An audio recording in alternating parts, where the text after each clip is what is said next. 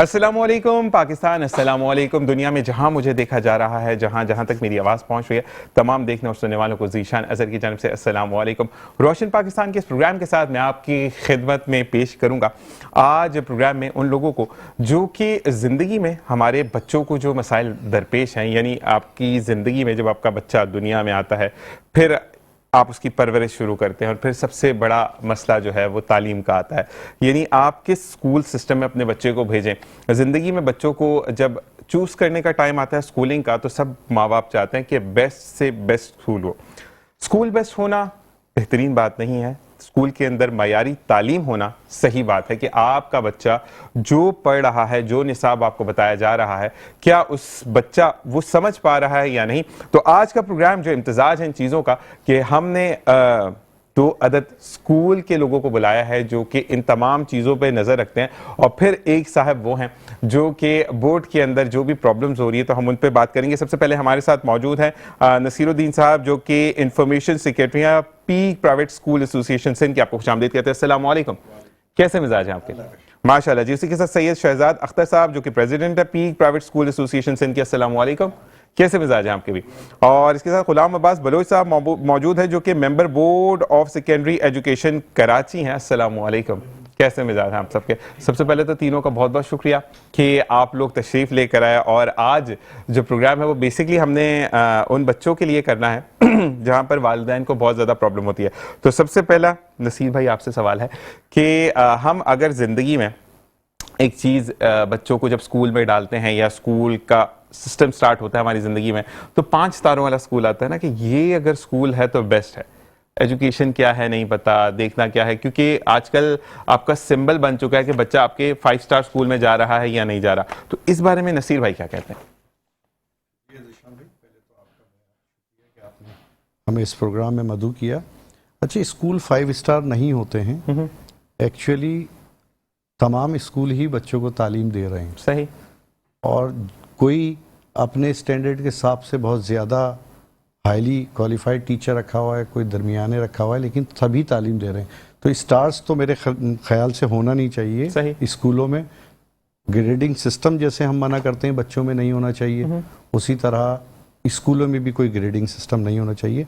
बस ये देखना चाहिए कि उसके प्रीवियस रिजल्ट्स क्या रहे, उसके निकले हुए स्टूडेंट्स जो हैं वो कहाँ कहाँ पहुँचे, कितने काबिल हैं, ये देखते हुए वालिदैन को वहाँ दाखिल कराना चाहिए। ना कि वहाँ झूले लगे हुए हैं, बिल्डिंग बड़ी शानदार है, स्विमिंग पूल भी दिया जा रहा है, प्ले एरिया भी बहुत अच्छा है। ये चीज़ें सारी बाद में आती हैं, पहले आती है तालीम। और तालीम जो निकलने वाले स्टूडेंट्स हैं, आपके पास से पास आउट स्टूडेंट्स हैं, उनको देखते हुए पता चलता है कि स्कूल का स्टैंडर्ड क्या है। ऐसा ही है। एक स्कूल में बच्चे ने A1 ग्रेड ले लिया और इंटर में जाने के बाद 3 पेपर में वो फेल हो गया, तो इसका मतलब वो फेयर रिजल्ट नहीं है। ऐसा ही है, ऐसा ही तो फेयर रिजल्ट देखते हुए देखें कि जिसने A लिया है और वो फिर MBBS में भी चला गया, गोल्ड मेडल भी ले लिया उसने, तो इसका मतलब ये है कि उस स्कूल ने उस बच्चे को तालीम दी है। तो ऐसे स्कूलों में जाना चाहिए, ना कि ऐसे स्कूलों में जहाँ बकिया फैसिलिटीज़ को देखते हुए आप दाखिल करवाएं। मैं शहजाद भाई आपकी तरफ आऊंगा। यही चीज़ कि हमारे यहाँ पर कहा जाता है कि अगर स्कूल का नाम बड़ा ऊंचा है तो क्या उस पर आपके बच्चे का इंकसार है कि वो 70-80% लेकर आएगा? मैं 9th और मैट्रिक की बात करूँ, क्योंकि 8 तक तो आपका बच्चा स्कूल के अंडर होता है। वो उसको कहते हैं ना कि दुनिया में 100% हो तो 110% भी दे सकते हैं, वो तो आप पे मुनस्सर है। लेकिन जो 9th की ज़िंदगी शुरू होती है वहाँ से मुझे बताएं कि क्या मुनस्सर है कि अगर इस स्कूल का इतना बड़ा नाम है तो मेरा बच्चा 80% या 80% नंबर लेकर आएगा? देखिए ज़ीशान, जैसे नसीर भाई ने भी कहा कि स्कूल जब 9 में बच्चे स्पेशली आते हैं तो वहाँ तो फिर बोर्ड इन्वॉल्व हो जाते हैं। स्कूल में निसाब सबका एक जैसा, किताबें सबकी एक जैसी, तमाम सिलेबस एक जैसा होता है। अब ये बच्चों के अपने ऊपर भी डिपेंड करता है कौन बच्चे पढ़ने वाले हैं। बहुत सारे जो सरकारी स्कूलों में बच्चे पढ़ते हैं उनका टैलेंट बहुत ज़्यादा अच्छा होता है, और बहुत सारे जो बहुत अच्छे स्कूलों में पढ़ते हैं वो भी फेल हो जाते हैं, क्योंकि यहाँ बोर्ड का मसला आ जाता है। तो जहाँ जहाँ एजुकेशन दी जा रही है, जहाँ बेहतर एजुकेशन के मौके हैं, वहाँ लाजिमत है रिजल्ट भी अच्छे हैं। जहाँ मौके कम हैं, यकीनी तौर पर वहाँ ये मसाइल मौजूद हैं कि वहाँ परसेंटेज का फुकदान है। लेकिन ये परसेंटेज का मसला भी ख़त्म किया जा रहा है। अब ग्रेड सिस्टम इंशाल्लाह राइट हो जाएगा कि बच्चे को जो परसेंटेज वाले मामले से इसको निकाल के A grade, B grade, C grade या A1 ग्रेड, ठीक ये हमारे पास आ जाएगा, ताकि वो जो परसेंटेज के उसमें हम पढ़े रहते हैं कि बच्चा जो है वो प्रेशर कुकर बना रहता है कि बस उसकी परसेंटेज के हिसाब से 90 आ जाए, 92 आ जाए, सही, तो उससे निकल के बस वो ग्रेड सिस्टम आ जाएगा। सही है शहजाद अख्तर साहब ने बड़ी अच्छी बात की है कि आपका जो ग्रेडिंग सिस्टम है, क्योंकि बच्चे एक नंबर से कहते हैं ना कि 70 से नीचे आते हैं, एक नंबर से 70 पर आ जाते हैं। गुलाम अब्बास बलोच साहब, आपसे ये सवाल है कि अब क्या हमारे जो बोर्ड के क्योंकि पेपर्स जब आपके होते हैं तो फिर चीज़ें चेंज होती चली जाती हैं, समझ नहीं आता बच्चों को कि कैसे टैकल करने चीज़ों को ना। अच्छा, ये बड़ी अच्छी बात पहले भी शहजाद भाई से बात हुई थी, तो ये बच्चों को जब पढ़ना, जो पढ़ लिया वो पेपर ए है, वरना अगर जो नहीं पढ़ा पेपर से बाहर है तो वो पेपर बी या सी है। तो मुझे बताएं कि अब इसके ऊपर कोई कमेटी बैठी है कि आपके, क्योंकि एंड टाइम पे जब मॉड्यूल्स को चेंज किया जाता है, पेपर के पैटर्न को चेंज कर दिया जाता है, तो बच्चों की जो तालीमी काबिलियत है उस पर बड़ा एक क्वेश्चन मार्क लग जाता है। तो है कुछ उस पर गौर फिक्र किया जा रहा है? जी बिल्कुल, अभी इसी हवाले से इंटर बोर्ड में एक कमेटी बनी थी, सीएम साहब ने बनाई थी, फैक्ट फाइंडिंग कमेटी के नाम से। उन्होंने जो प्रपोज किया है कि जो भी पेपर का पैटर्न रखा जाएगा वो कम से कम 3 साल तक चेंज नहीं होगा। ठीक है। और जब भी चेंज अगर उसमें आएगा भी सही, 3 साल के बाद उसमें कोई चेंज करते हैं तो वो at the start of the session होगा, सही, मिड ऑफ द सेशन नहीं होगा कि 4 महीने या 6 महीने गुजर गए, अब आप पेपर का पैटर्न चेंज कर देते हैं, एमसीक्यूज बढ़ा देते हैं, एमसीक्यूज कम कर देते हैं।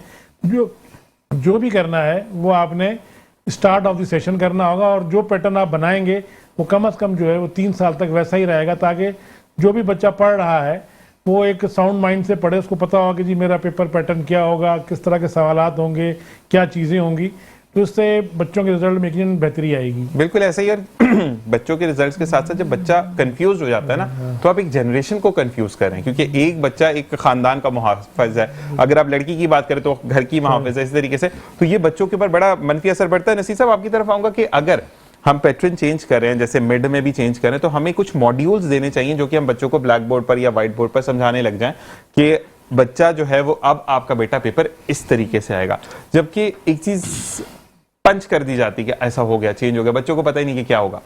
देखें, एक्चुअली होना ये चाहिए सबसे पहले तो स्कूल बच्चों को बताने से पहले हमारे बोर्ड को चाहिए कि पैटर्न चेंज करने के बाद कम से कम अगर नेक्स्ट ईयर लाइक 2025 में एग्ज़ाम होने वाले हैं तो 2024 के एग्ज़ाम के फ़ौरन बाद पेपर पैटर्न स्कूलों को भेज दें। ऐसा ही है। उसके बाद बोर्ड को चाहिए वहाँ जो एक्सपर्टीज़ हैं वो स्कूलों के एक नुमाइंदों को बुला के वहाँ पहले उसकी पूरी ट्रेनिंग दें। सही। फिर वो टीचर्स आके अपने स्कूलों में ट्रेनिंग दें। हमारे यहाँ तो 1 महीने पहले भी फैसला हो जाता है ना, तो वो प्रॉब्लम्स आते हैं बहुत ज़्यादा। जब बच्चे वाकई कंफ्यूज रहते हैं, हालांकि आना सवाल उन्हीं किताबों से है। ऐसा ही है। मतलब हमारे यहाँ तो 200 सवाल याद कर लें तो A1 ग्रेड बन जाता है। ऐसा ही है। लेकिन उसको पैटर्न को चेंज करने से बच्चा तो फिर छोटा है ना, अभी ऐसा ही है। बिल्कुल वो अभी आया, वो एग्जाम का प्रेशर ही उस पर इतना ज्यादा है कि वो अगर अचानक से चेंजेस आए तो फिर डिसबैलेंस हो जाता है। असल में नसीर भाई, एक तो पेपर का टेंशन, याद क्या करना, तीसरा ये पप्पो का बेटा, ये खाला की बेटी, ये तो इतना अच्छा पढ़ते, बच्चा वैसे ही कंफ्यूज। एग्जैक्टली ऐसा ही है, बहुत ज्यादा परसेंटेज ज्यादा ना ले आए, वो कम ले आए।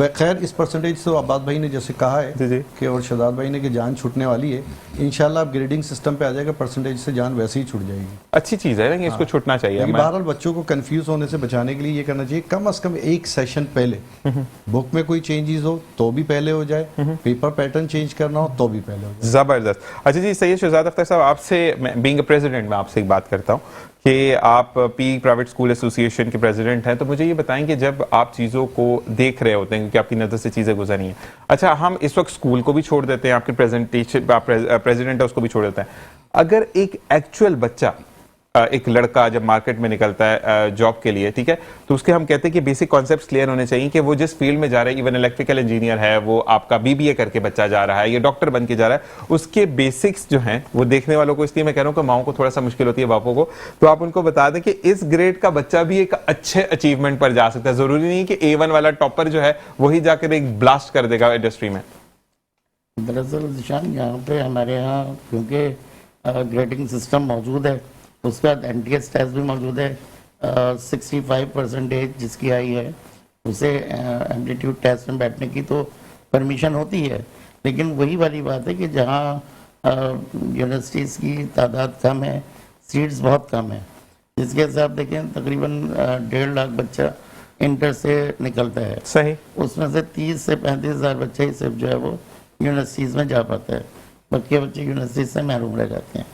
उसकी वजह ये होनी चाहिए कि हमें इस तरफ तवज्जो देनी चाहिए कि हम यूनिवर्सिटीज़ की अपनी तादाद बढ़ाएं, अपनी जो फैकल्टी की तादाद है उसे बढ़ाएं। और मतलब आप देखें अब ये खैर शुरू भी हो गया कि मॉर्निंग शिफ्ट और इवनिंग शिफ्ट मैं भी ये कहने वाला था। तो उसको हम इस तरीके से सीटों को हम बढ़ा सकते हैं। इससे क्या होगा कि बच्चे की जहाँ इंटरेस्ट है, अब आप देखिए हमारे यहाँ जो बचपन से एक अगर आप वो देखें कॉन्सेप्ट, तो ये या तो डॉक्टर बन जाए या इंजीनियर बन जाए या पायलट बन जाए। हालांकि अब डॉक्टर नहीं बनता बच्चा तो मेडिकल में ही बेशुमार फील्ड है, वो उनमें जा सकता है। इंजीनियर नहीं बनता तो उसमें बेशुमार फील्ड है कि वो उसके एसोसिएट में वर्क कर सकते हैं। लेकिन हमारे यहाँ क्योंकि वो एक माइंड सेट ऐसा है कि बस एक अगर घर में डॉक्टर है तो सभी डॉक्टर बने, ऐसा ही है। तो यकीनी तौर पर जब बच्चों की अपनी उनके अटेंशन के से उनको कहते हैं आगे लेके जाएंगे, जहाँ उनका दिल लगता है काम में, तो आप देखें फिर बहुत ज़्यादा बच्चे भी आगे जाएंगे और मुल्क भी तरक्की करेगा। या ये भी कह सकते हैं शहजाद भाई कि अगर हम बच्चे का इंटरेस्ट डेवलप करवाकर उसको तालीम दिलवाएंगे जी। तो वो उस चीज में खूब के पड़ेगा भी। बिल्कुल हमारे यहाँ पर वही वाली बात ना कि आपको बच्चे को समझ आता नहीं है, वो बच्चा है कॉमर्स साइड का, उसको मैथ्स में बहुत इंटरेस्ट है, उसको फिर आप बायोलॉजी केमिस्ट्री एंड फिजिक्स पढ़ा रहे हैं, वो मैथ्स के सब्जेक्ट, क्योंकि जो मेडिकल है उसके अंदर मैथ्स नहीं है, तो बच्चे का तो इंटरेस्ट ही डेवलप खत्म हो गया ना। मैं यही आपको बता रहा हूँ कि यहाँ बदकिस्मती से हमारे पास जो A1 ग्रेड वाला है वो मेडिकल में जाएगा, जो मतलब उससे B ग्रेड है या C ग्रेड है तो यूनिवर्सिटीज़ में फिर दूसरी यूनिवर्सिटीज़ में अप्लाई कर सकेगा। तो वो जो बच्चे का ख्वाहिश अगर वो डॉक्टर बनना चाहता है तो हमें यहाँ तो मेडिकल की सीटें बढ़ानी चाहिए कि वो जाए और डॉक्टर बने। बिल्कुल जी, इसी के साथ एक ब्रेक का कहा जा रहा है, ब्रेक से वापस आएंगे और फिर मजीद बात करेंगे कि हम अपनी स्किल को कैसे इनहेंस करते सकते हैं। तो देखते रहिए प्रोग्राम रोशन पाकिस्तान। और जी वेलकम बैक। और अब हम जैसे सवाल छोड़ कर गए थे वहीं से सिलसिला शुरू करेंगे। तो गुलाम अब्बास बलूच साहब से मेरा सवाल है कि बच्चों की अब जबकि निसाब को चेंज किया जाता है, जैसे कि हमने बात की नसीर भाई ने और शहजाद भाई ने, तो अब मुझे बताएं कि बोर्ड ने इस पे क्या, एक तो क्योंकि लास्ट अभी आप देख रहे हैं कि रिजल्ट्स में बहुत प्रॉब्लम आई है बच्चों को, और दूसरी चीज़ ये है कि काफ़ी जगह पर शहजाद भाई से जब मेरी पहले भी प्रोग्राम पे बात हुई थी तो उन्होंने कहा कि इन्होंने भी इनिशिएटिव लिया कि कमेटियों को तश्कील दिया गया। तो पहला तो ये प्रॉब्लम आता क्यों है एक चीज़ कि आप जब एक बोर्ड को लेकर बैठे हैं, जैसे कि अगर मैं पीक प्राइवेट स्कूल एसोसिएशन की बात करूं तो कोई प्रॉब्लम है तो यहाँ पर शहजाद और नसीर भाई जवाब दें, कंप्यूटर जवाब दे नहीं है, ठीक है जी, कंप्यूटर तो इंसान ने बनाया ना, ये क्यों खोल कर बैठे हैं इतना बड़ा इदारा, ये क्यों लेकर इनिशिएटिव बैठे हैं, ऐसे ही भाई मैं कोई गलत तो नहीं कह रहा ना। तो अब मुझे बताएं कि अब सब चीज़ कंप्यूटर पर डाल देनी, कि कंप्यूटर की वो बिट्स खराब थी या वो एक उसका बाइनरी कोड खराब था और अपना पल्ला झाड़ लेना, तो ये चीज़ तो थोड़ी सी बच्चों के साथ भी नाइंसाफी है या नहीं है? नहीं, बिल्कुल इसमें बच्चों के साथ नाइंसाफी है, लेकिन इसमें कुछ सिस्टम की भी कमी बेशी होती है कि जब कॉपीज जाती हैं तो उन पे कोडिंग होती है, सही, ताकि जो असेस करने वाला हो उसको ये ना पता चले कि ये कॉपी किसकी है। सही। अच्छा, जब कॉपी असेस होके तमाम चीज़ें फीड होके फिर वो फार्मूला कंप्यूटर को दिया जाता है कि भाई इस फार्मूले के तहत कोडिंग हुई थी। सही। ह्यूमन एरर ही होता है कि जब आप फार्मूला दे रहे होते हैं तो उस टाइम आप देते हुए कोई डिजिट आपसे गलत हो जाता है या फीड करते हुए हो जाता है, उस फार्मूले की गलत देने की वजह से यह होता है कि जो फिर नंबर चेंज होते हैं वो नंबर फिर सबके आगे पीछे हो जाते हैं। लेकिन उसका तरीक़ेकार है कि जब रिजल्ट आने से पहले एक बार फिर तमाम चीज़ें वेरीफाइड होती हैं, लेकिन क्योंकि टाइम बहुत कम होता है, स्टूडेंट ज़्यादा ज़्यादा है, तो जो फाइनल चेकिंग है वो नहीं हो पाती है, न हुई इस दफ़ा। स्टाफ भी तो इतना ज़्यादा है ना, स्टाफ भी तो ज़्यादा है, लेकिन बात यह है कि आप उस चीज़ों को मैनेज करना होता है। रिजल्ट्स एग्जाम्स देर से होते हैं तो फिर रिजल्ट्स का प्रेशर बढ़ जाता है कि भाई रिजल्ट्स जल्दी देने हैं, तो जो फाइनल लास्ट चेकिंग होती है जिसमें आप तमाम एक रिजल्ट को ओवरव्यू देते हैं कि आप ये देखते हैं कि भाई रिजल्ट्स कैसा आ रहा है, और बच्चों के नंबर के, एक बच्चे के 5 पेपरों में तो बड़े अच्छे नंबर हैं लेकिन एक पेपर या 2 पेपर उसके नंबर बिल्कुल ख़राब आ रहे हैं, तो वो एक दफ़ा उसको फिर रीचेक किया जाता है कि वाकई यही नंबर हैं या कोई हमसे तो मिस्टेक नहीं है। इस दफा इत्तेफाक से ये मामला हो नहीं सके, मिस्टेक हुई ना इस दफा, तो चेक ही नहीं हो सके ना, जो मिस्टेक थी वैसे का वैसा रिजल्ट आ गया। अच्छा, उसमें कुछ कमजोरियां जो थी वो आपके बोर्ड्स की तरफ से थी, ऐसा ही है कि कोई परमानेंट लोग मौजूद नहीं थे, आपका जो निगरान सेटअप था उनके पास अथॉरिटी नहीं थी कि वो किसी को अपॉइंट कर सकें। वैसे काफी अरसे से नहीं है ना chairman? काफी अरसे नहीं, चेयरमैन तो चल रहे हैं, लेकिन बात यह है कि कुछ कोर्ट हटा रही है, किसी को कोर्ट रख रही है, सही। और नई अपॉइंटमेंट्स नहीं हो रही है। इश्तिहार आया अभी इस दफा, तो फिर लोगों ने स्टे ले लिया, तो इश्तिहार वहीं का वहीं रुक गया। सही। एडवांस का शिकार है बोर्ड्स भी, कि जो कंट्रोलर सेक्रेटरी बैठे हुए हैं वो उनको लुक आफ्टर चार्ज है, परमानेंट चार्ज नहीं है। ये तमाम मसले मसाइल अपने साथ चल रहे हैं। अब नई हुकूमत आई, इंशाअल्लाह उम्मीद रखेंगे कि तमाम मसाइल हल हों और परमानेंट लोग आए, परमानेंट चेयरमैन आए, परमानेंट सेक्रेटरी कंट्रोलर आए, सही। ताकि वो भी जवाबदेह हों, कोई भी एरर हो, कोई भी मामलात हो तो वो मौजूद हों जवाब देने के लिए। बिल्कुल, क्योंकि मैं ये कहता हूँ कि फिर वही बात आएगी कि माशाल्लाह ये दोनों भी तालीम के शोबे से वाबस्ता हैं, लेकिन इनका ये काम नहीं है। इनका काम सिर्फ बच्चों को तालीम देकर, क्योंकि बोर्ड का ये काम नहीं कि बच्चों को तालीम दे, बोर्ड का काम है पेपर देना। ठीक है जी। अब नसीर भाई का और शहजाद भाई का ये काम है कि इनके बच्चे या इनके अंडर जितने भी स्कूल आ रहे हैं उनके बच्चे तैयार होकर बोर्ड के एग्जाम में अपेयर हों। ठीक है, और फिर सारा काम इनका हो जाए तो फिर एक शाख ये भी खोल लें साथ ही बोर्ड की, क्योंकि नसीर भाई ये आप ही खोल कर बैठ जाएंगे, आपके बच्चे खुद ही पास करेंगे, काम अच्छा चल जाएगा। हाँ, सही बात है, बिल्कुल। तो वो शहजाद भाई से जब मेरी बात हुई तो मैंने कहा कमेटी हमने तश्कील दी है जो कि बोर्ड में जाएंगे, क्योंकि मेरा इनसे भी यही सवाल था कि देखिए बोर्ड में जाते हैं तो विद सॉरी कि बड़े थके हुए बैठे होते हैं, पता नहीं बेचारे इतना काम क्यों करते हैं वो, कि काउंटर पे जाए तो थोड़े थके हुए मिलते हैं वो भाई ना। तो स्टाफ कम है, और वाकई इस वक्त पाकिस्तान में तमाम बोर्ड्स में सबसे ज्यादा तादाद जो है स्टूडेंट्स की वो कराची बोर्ड के पास। ऐसा ही है। अच्छा, कराची बोर्ड के पास जितनी तादाद है, लाइक 3.5 लाख बच्चा ईयरली एग्जाम दे रहा है। सही। उस हिसाब से वाकईतन स्टाफ कम है वहाँ। आप ये देखिए कि जो असेसमेंट हुई है उसमें एक टीचर ने उस 15 से 20 दिन में या महीने में 800 to 1000 कॉपीज चेक की। अब उसने क्या चेक की होंगी बेचारे ने? तो बताएं क्या चेक की होगी बिल्कुल वाली उसने? चीज ना, उसकी अपनी लाइफ भी है, अपना स्कूल भी जा रहा है, वो बोर्ड आ भी रहा है, बंडल लेके भी जा रहा है, 3 घंटे वहाँ असेसमेंट भी कर रहा है सेंटर पे जाके। तो मेरा ख्याल है कि बोर्ड को चाहिए कि टीचर्स की तादाद बढ़े, मुआवजा बढ़ाएं, ताकि लोग आए। लोग जाते नहीं उस तरफ, मुआवजा कम है। मेरे ख्याल से 120 है बाल भाई। 120। आप एयरलाइन से क्यों नहीं लेते? पीआईए में इतना स्टाफ है, पीआईए से ले लें, तो तैयार नहीं है हमारे पास, वहां से स्टाफ लेने को मसला थोड़ी, अभी गवर्नमेंट का है ना। मैं ये कहता हूँ, उस दिन भी मेरी बात हो रही थी मेरे शो पे, मैंने कहा पीआईए से स्टाफ लेने को मसला नहीं है, तैयार है हमारे पास इतने कम है, बोर्ड में बिठा दे लोग। क्यों शहजाद भाई क्या कहते हैं? हंसी जो है ना शहजाद भाई की वो दबी हुई जो आ रही है, अच्छा इनका कमाल है, ये हंसते भी है तो पता नहीं चलता कि पकड़ाई देते हैं। हाँ जी, वो सदर है। प्रॉब्लम ये है कि निशान जहाँ जो इदारे काम करते हैं जी जी, वो अपनी कैपेसिटी में काम करते हैं। अब अगर हम यही कहते हैं कि सफाई करने वाले कम हो गए तो पीआईए से ले आए, सही तो लाजमी है वहाँ पायलट मौजूद है, वहाँ अपनी नौयत के लोग मौजूद हैं, तो वही काम बेहतर कर सकते सही सही। हैं।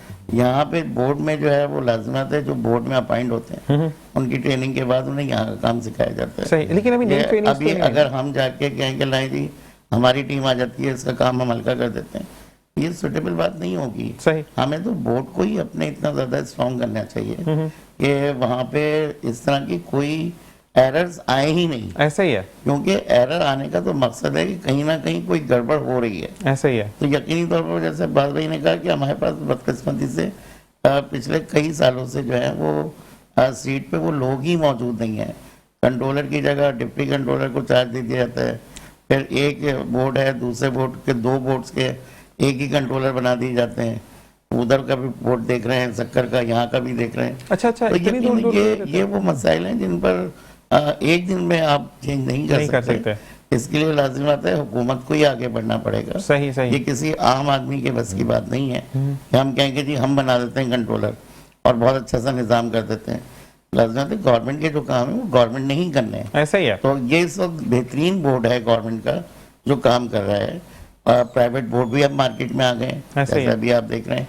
तो अगर हमने इस बोर्ड पर अटेंशन नहीं दी, यकीनन फिर वही हाल होगा जो सरकारी स्कूलों का हुआ था। सरकारी स्कूल भी इसी वजह से बंद हुए थे कि उसमें अटेंशन खत्म हो गई थी। ऐसा ही है। अब यहाँ बोर्ड में भी अटेंशन का फुकदान हो रहा है। सही। और वो 3.5 लाख बच्चा जो है वो आहिस्ता आहिस्ता फिर कन्वर्ट होना शुरू हो जाएगा प्राइवेट बोर्ड में। ठीक। अब ये सरकारी बोर्ड होने की वजह से इसकी फीस और तमाम चीज़ें भी बहुत कम है, लेकिन लाजिम है जब प्राइवेट बोर्ड आ जाएंगे तो उनकी फीस स्केड्यूल जो है वो ज्यादा हो जाएगा, तो और फिर बटन पड़ेगा आवाम पर। बिल्कुल। और शहजाद भाई मैंने भी ये देखा है कि जो प्राइवेट स्कूल्स, मैं हर एक की बात तो नहीं करता, लेकिन काफी ऐसे स्कूल नजरों के सामने गुजरते हैं जहाँ पे स्कूल के अंदर ये कहा जाता है ना कि बच्चों की एक्टिविटी मस्ट होनी चाहिए, जिसके अंदर सबसे मेजर एक ब्रेक होती है जो कहीं 30 मिनट की है, कहीं 25 मिनट की, कहीं 45 मिनट की। लेकिन प्राइवेट कुछ स्कूल ऐसे कि बच्चे कैंटीन तो नीचे बनी है लेकिन लाकर फिर क्लास में बैठकर खाते हैं, जबकि गवर्नमेंट स्कूल की अगर हम बात करें, क्योंकि आप बोर्ड के हैं,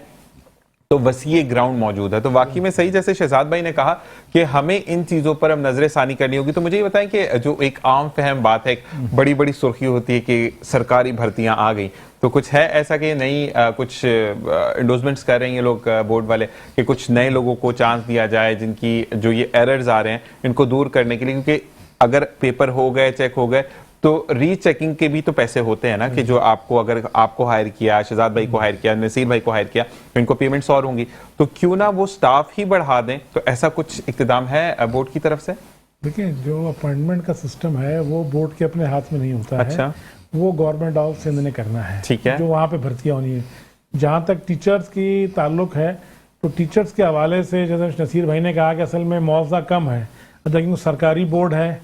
फिर दूसरी चीज़ ये कि गवर्नमेंट के जो स्टूडेंट्स हैं उनकी फ़ीस भी माफ़ है, तो उसकी वजह से जो अर्निंग है वो बोर्ड की और कम हो गई है पिछले सालों के मुकाबले में। सही सही। अब उनको उसी बजट में रह के तमाम चीज़ें करनी होती हैं। अब बाहर मुनाफा जो आपका मुआवजा है असेसमेंट का, वो प्राइवेट बोर्ड्स हैं, दूसरे जो बोर्ड्स हैं ज़्यादा दे रहे होते हैं क्योंकि उनकी फीसें ज़्यादा हैं। वो प्राइवेट हैं, वो जो फीस ले लें कोई पाबंदी नहीं है, लेकिन गवर्नमेंट का बोर्ड होने की वजह से फीस भी इनकी लिमिटेड है, सबसे कम फीस है। सही। तो अब उसी फीस में रह के तमाम चीज़ें करनी होती हैं।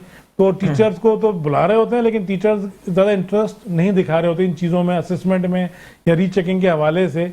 तो टीचर की तादाद नहायत ही कम है। सही, तो हमें सही, चाहिए सही। कि उस टीचर की तादाद को बढ़ाया जाए, और सबसे उसके लिए जो अहम चीज़ है वो उनका जो मुआवजा है उसमें इजाफा होगा, तो ही टीचर्स आएंगे और काम करेंगे। अच्छा, एक चीज और भी हो सकती है, फिर मैं नसीर भाई से, शहजाद भाई से भी, क्योंकि गवर्नमेंट स्कूल की बिल्डिंग्स भी बहुत बड़ी हैं, ग्राउंड वसी हैं, तो क्योंकि काफी स्कूल्स को मैंने देखा कि वो दिन के बाद खाली हो जाते हैं 2 बजे के बाद, तो गवर्नमेंट क्यों नहीं इक़्तिदाम लेती कि आप जो हैं वो प्राइवेट के स्कूल जो हैं जो कि शाम में सेंटर्स चला रहे होते हैं, तो उनसे बात की जाए कि ठीक है आपको हम फैसिलिटेट करें, आप जो है यहाँ पर बैठकर पहले तो 1-2 महीने हमें किराया मत दें या 3 महीने किराया मत दें, आप डेस्क वगैरह और जो तमाम चीज़ें हैं उसको मेंटेन करवाएं, कलरिंग करवाएं, तमाम के बाद जब आपकी कॉस्ट पूरी हो जाए तो फिर आप रेंट शुरू कर दें। तो ऐसा हुकूमत क्यों नहीं करती? ऐसा हुकूमत कर रही है। कई इदारे जो हैं उन्होंने कई NGOs को दिए हुए हैं जिनके रिजल्ट्स भी अच्छे आए हुए हैं। ऐसा ही है।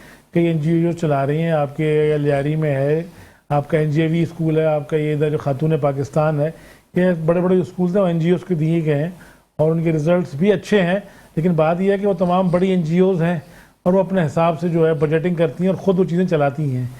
तो इसलिए दूसरे छोटे स्कूलों के लिए चीज़ पॉसिबल नहीं है कि वो गवर्नमेंट की बिल्डिंग लेके और उसको रेंट आउट करें और उसको रेंट देके चला सकें। नहीं, तो एक चीज नसीब भाई, क्या फर्ज करें जैसे आपके स्कूल, आपके अंडर काफी सारे स्कूल्स आते हैं, अब आप लोग कहते हैं कि बच्चों की एक्टिविटीज नहीं है, या हम जो सेंटर जहां पर हमने बनाया, तो आपके जैसे फर्ज करें एक गली पहले आपका सेंटर है, 3-4 लोग आपका है, नसीर भाई सॉरी शहजाद भाई का है, फिर गुलाम अब्बास भाई का है, तो आप तीनों मिलकर एक वो सेंटर हायर क्यों नहीं कर लेते? क्योंकि उससे ये होगा कि हुकूमत को भी फायदा हो जाएगा और बच्चों को वसी जो है वो आप ह्यूज क्लासरूम्स मिल जाएंगे, वो चीजें। मैं कोचिंग सेंटर की बात कर रहा हूँ, मैं स्कूल की बात नहीं कर रहा। तो इस तरीके से हम चीजों को नहीं देख सकते? हो सकता है जिशान भाई, लेकिन वो कोचिंग सेंटर एक परमानेंट इदारा नहीं होता। सही। अब अगर फर्ज करें हम तीनों मिलकर कर भी लेते हैं, कई लोग ऐसे होते हैं जिनका कोचिंग सेंटर बहुत ज्यादा हाइट पे चला जाता है। सही। और अगर फर्ज करें ना गया तो गवर्नमेंट को किराया कहाँ से देंगे? ओके, ठीक ठीक। तो वो अब्बास भाई ने कहा ना बड़े स्कूल, सही, तो वो बड़े स्कूल तो मैनेज कर लेते हैं जिनके पास स्टूडेंट्स की तादाद भी ज्यादा है, जिनकी फीसेस भी ज्यादा है। ठीक है। अदरवाइज ये मुश्किल स्टेप है। अच्छा, हम तो ये कहते हैं कि ट्यूशन सेंटर होते ही क्यों हैं? ऐसा ही है।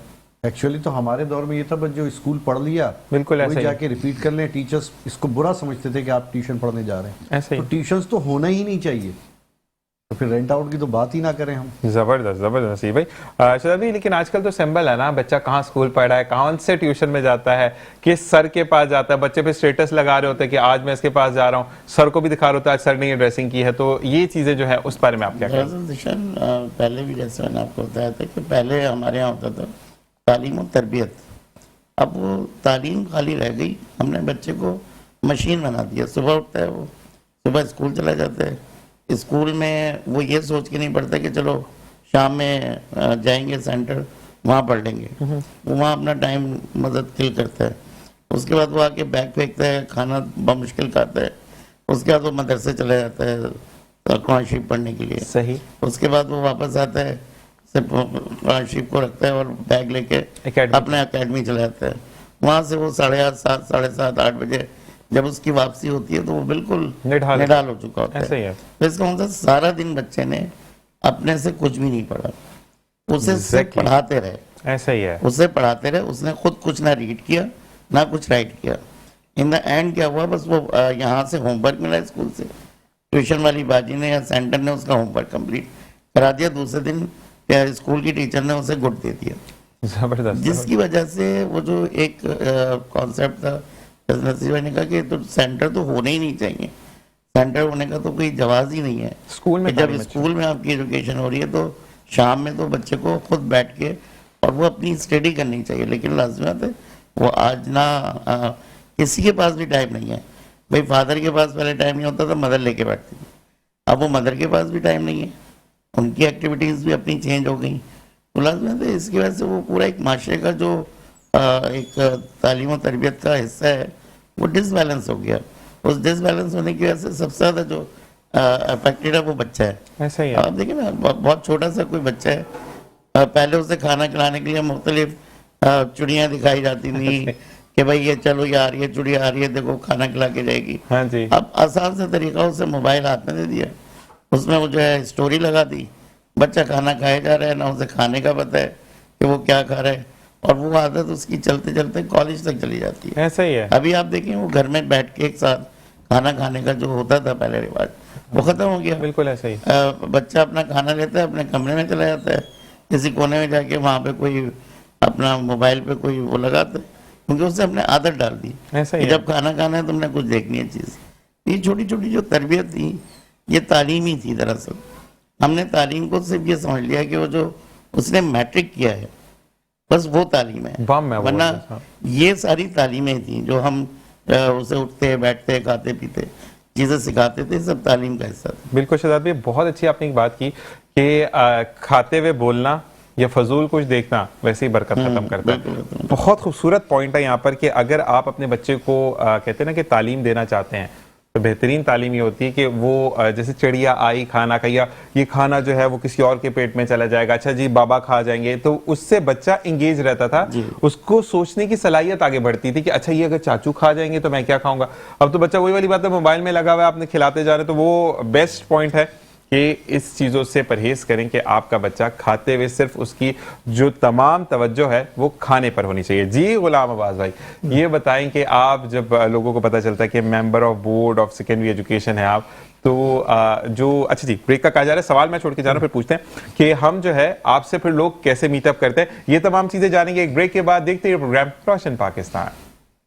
और जनाब वेलकम बैक। और जाते जाते गुलाम अब्बास भाई से मैंने कहा था कि आपसे जब लोग मिलते हैं आपके इलाके में तो कुछ चेंजेस का जब सुनते हैं तो उनके क्या क्वेश्चन होते हैं, इससे जानेंगे। जी गुलाम अब्बास भाई, जब कोई चीजें चेंजेस होने की, अच्छा काफी ज्यादा र्यूमर्स भी फैल जाती है ना, जैसे कि आप कुछ कराची में बारिश नहीं होने वाली है, बारिश के स्पेल्स आ रहे हैं, तूफान आएगा, ये हो जाएगा वो हो जाएगा, कड़कती हुई धूप निकलती है सुबह।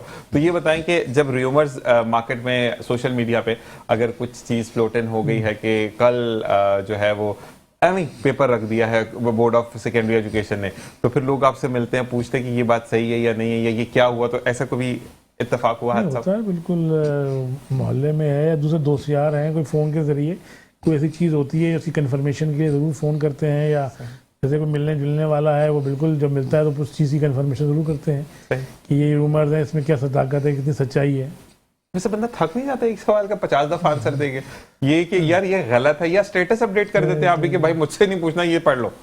होता है, आदमी को कॉल करा था, आप उसको इतनी बोलेंगे ना कि आप स्टेटस पढ़ लो, या एक आदमी आपको मिल गया रास्ते में तो आप उसको तो नहीं बोलेंगे कि जी मेरा ट्यून लगा दिया करे, मेरा स्टेटस पढ़कर मुझे कॉल करे, शुक्रिया, तो जबरदस्त हो जाएगा आपके लिए। क्या कहते हैं नसीर भाई इस बारे में, सही है या गलत है? नहीं, वो असल में अब्बास भाई का तहबाब भी बहुत वसी है, वसी लगता है उनका, जैसे वो एक और है ना उनका जवाब देने का। अब्बास भाई के लिए हम इलेक्शन में हम वर्किंग करते थे तो मैं अमूमन स्टेजेस पे एक जुमला कहता था अब्बास भाई के बारे में, और वो हकीकत भी है कि अब्बास भाई को रात को 2 बजे भी कॉल करो तो अटेंड करते हैं। अच्छा माशाल्लाह, ये बहुत कम लोगों में होता है। इसके अलावा भले कराची का कोई भी कोना हो, अगर इनको इनविटेशन दिए जाए तो ये कुछ भी करके वहाँ पहुँचते हैं। जबरदस्त मतलब अब्बास भाई की जबरदस्त कामयाबी के जबरदस्त। पीछे मेरी नज़र में तो ये दो बातें, वर्किंग तो करते ही हैं, लोगों की हेल्प भी करते हैं, लोगों के मसाइल को सॉल्व भी करते हैं, लेकिन ये फिजिकली खुद मौजूद होते हैं। आप कभी भी आजमा के देख लीजिएगा कि कहीं कोई मसला होगा तो अब्बास भाई पहले से वहाँ मौजूद होते हैं। नहीं अच्छा, ऐसे लोगों के ना अब्बास भाई के लिए मैं बोलूंगा,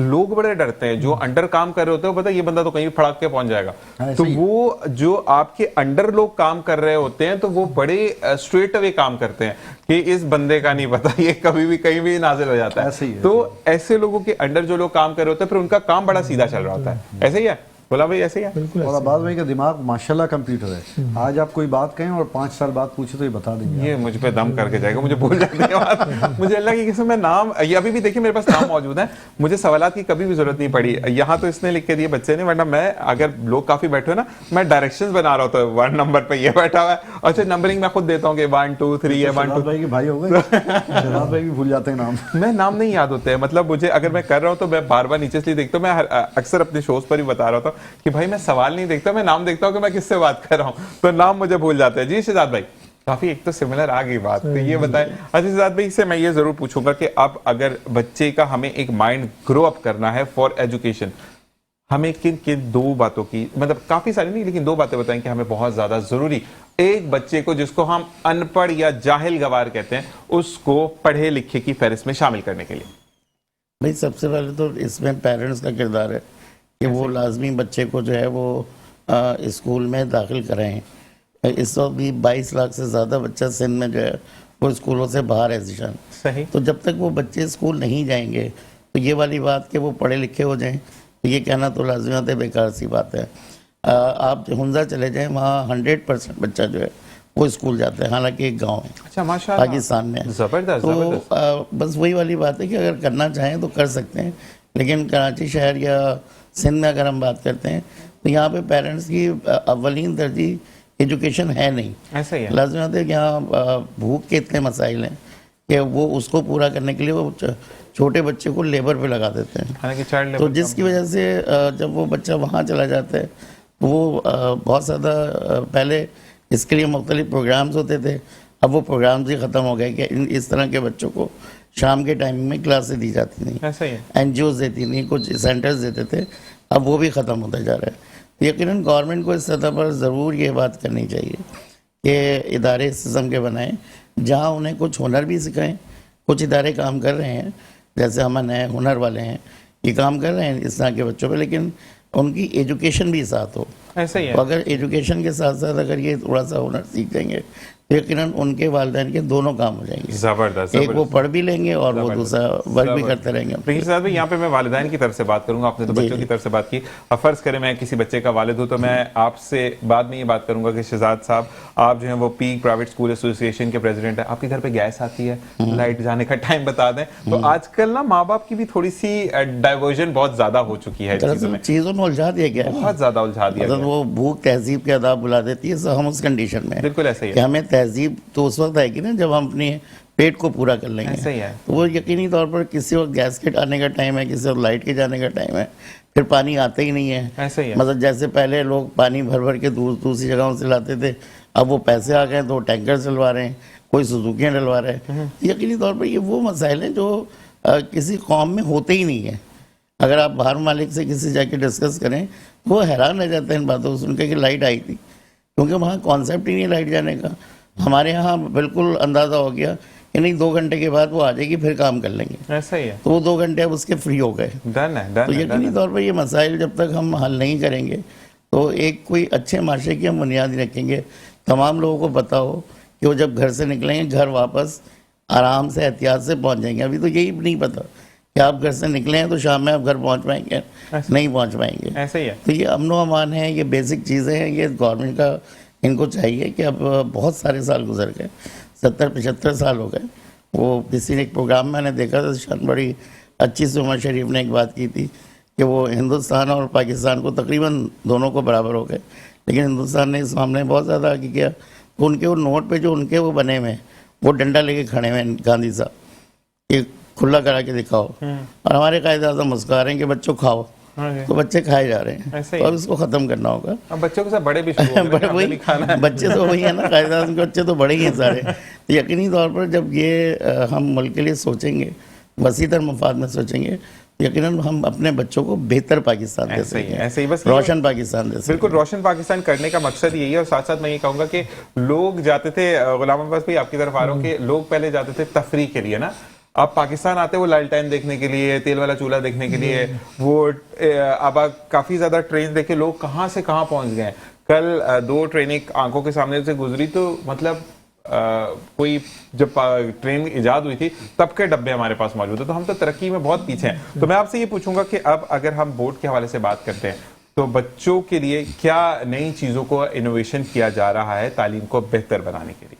देखिए जी, नई चीज़ों का हवाला तो जैसे कि शहजाद भाई ने बताया कि एक तो ग्रेडिंग सिस्टम स्टार्ट हो रहा है डन हो गया। कि नंबरों की जगह पे अब ग्रेड्स हुआ करेंगे, और जो दूसरे मामलात हैं उसके हवाले से भी कमेटी ने जो तजावीज़ दी हैं, जैसे पेपर पैटर्न के हवाले से है, स्कीम ऑफ स्टडीज़ के हवाले से है, दूसरी चीज़ों के हवाले से है, उस पर भी अमल दरामद इंशाअल्लाह जो आने वाले सालों में शुरू होगा, और यकीनन उसमें बेहतरी आएगी। और जो आप देखेंगे कि जो आने वाले एग्ज़ाम्स हैं उसमें यकीनन ये जो मसले मसाइल इस साल आए थे वो नहीं होंगे, और चीज़ें जो है बेहतरी की तरफ जाएंगी। जबरदस्त जबरदस्त। नसीब भाई एंड की तरफ है, क्या पैगाम देना चाहेंगे? पैगाम एजुकेशन के हवाले से ये कि मैं एक छोटी सी पहले एक बात बताऊं। मेरे स्कूल में एक प्रोग्राम एनुअली जो हम मैनेज करते हैं, तो उसमें पोजीशन होल्डर बच्चों को मैं लाजमी पूछता हूं कि बेटे आप स्कूल के अलावा घर में किस तरह स्टडी करते हैं, जबरदस्त। आया ट्यूशन जाते हैं या घर में पढ़ते हैं या कोई पढ़ाता है। तो हम स्कॉलरशिप देते हैं ना बच्चों को, ठीक जो है। हाईएस्ट परसेंटेज वाला बच्चा होता है वो नेक्स्ट ईयर फ्री शिप ले लेता है। तो यू कांट बिलीव जिशान, अगर पूरे स्कूल में फॉर एग्जांपल 16 बच्चे फर्स्ट आए हैं, तो उन 16 में से 13 बच्चे वो होते हैं जिनकी माएँ घर में पढ़ाती हैं। जबरदस्त। तो पैगाम सिर्फ इतना है कि वो माएँ जो कौम को ऊपर तक ले जाती हैं, संभालती हैं, रोशन चिराग देती हैं रोशन चिराग, रोशन पाकिस्तान। पाकिस्तान। तो माओ को चाहिए कि वो ट्यूशन के झमेले से निकले बिल्कुल और अपने बच्चों के ऊपर तवज्जो दें। जैसे जबरदस्त। बाप तो सुबह चले जाएगा, जबरदस्त शाम जबरदस्त। में आएगा, माएँ संभालेंगी पूरी कौम जबरदस्त। को। तो बस एजुकेशन इस तरह इंशाल्लाह अच्छी होती चलेगी। मोबाइल थोड़ा सा साइड पे रखें जी शहजाद भाई। जिशान, मैंने पहले भी जैसे कहा था कि हमारे लिए तो मॉडल कुरान हकीम हमारे पास मौजूद है, अल्हम्दुलिल्लाह और अल्हम्दुलिल्लाह। नबी करीम सल्लल्लाहु अलैहि वसल्लम की सल्लल्लाहु अलैहि ज़ात वसल्लम। मौजूद है।